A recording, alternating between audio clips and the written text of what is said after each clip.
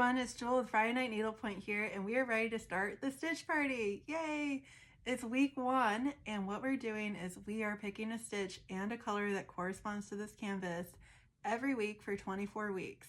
It's really exciting. There's monthly giveaways, so if you're new here, please come and join us. You can get a free digital chart on my website, or you can get some painted canvas or blank canvas kits on my website. Just really depends on what I have in stock at the time, but you can join anytime. You don't need to join right now. So what we're doing is we're going to pick a stitch from my mystery bag here, from all the stitches we picked during the stitch off, and then some mystery ones as well. And then I'm going to pick a thread color from the Orts for my skeins that I have here. So let's get started. Let's pick a stitch. Okay. Alternating Scotch. So I don't think this one was in my stitch off, but I do love this stitch, and that's why I put it in here. So we will get into that, but let's pick our thread color. These are like actually kind of hard to get out. I just wanted something fun. All right, and we are doing, the light pink, which is Tippy Toes in Pepper Pot. All right, I'm gonna turn you around and show you how to do it. Okay, let's get started.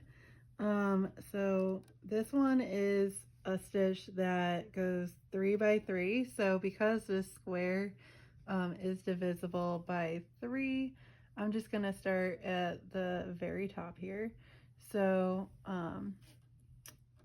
you can use a waist knot if you want to start, just because I have nothing else to grab onto in this canvas. And then we are going to start at the top left corner.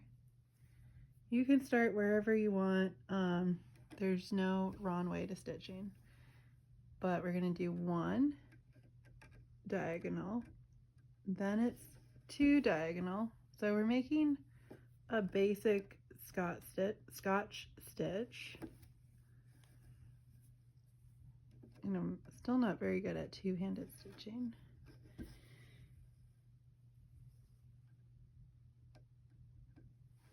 All right, then we do 3 across on the diagonal, and then we go back to doing 2 across.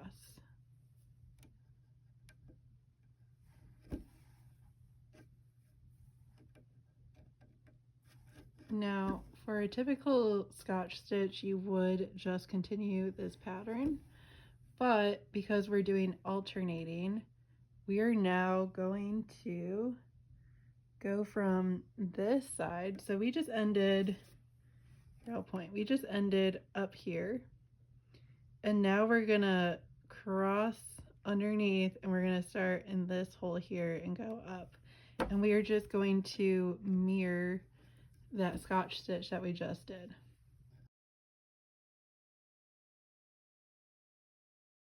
All right, so there you have it. That is the basic pattern of the alternating Scotch. I'm just going to clip this waist knot. I don't need it anymore. And now you just repeat these 2 in the same sequence. After this one, you're going to do the same way. So you want to start with the 1 going up. All right. There we go. And then work your way down. So now I'm going to speed up the video to show you a completed row.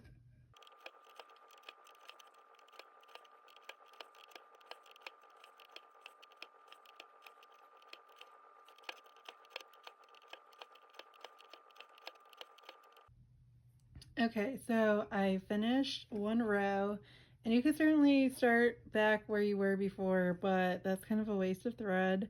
So now I'm just going to come out and mirror that last Scotch stitch.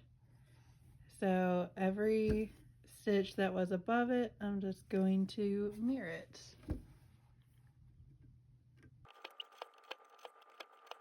And then we're back to doing the same, just keep mirroring the previous one. Okay, we are almost done with the last row. And you can kind of see that there's a secondary pattern forming from all these rows together, which is why I really love this stitch. It looks a little trippy to me, but it's also small enough that it fills up even the tiniest of backgrounds if you want that extra zhuzh to your canvas.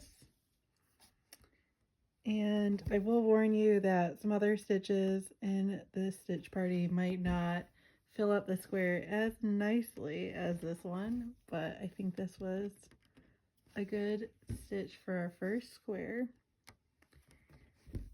And I don't know if I would call this a full coverage stitch because you can still see some of the canvas coming through at the intersections, but it would depend on your thread as well. So I'm using Pepper Pot on 13 mesh, and it is mostly covering it, but I can still see some of the pink just because this color, when I painted this canvas, is not necessarily the same as the thread color that I chose, but you know what, that's okay.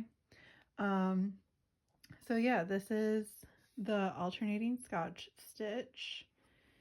Used 3 lengths of thread on this square. So if that helps you determine how much thread you need per, I think this is almost an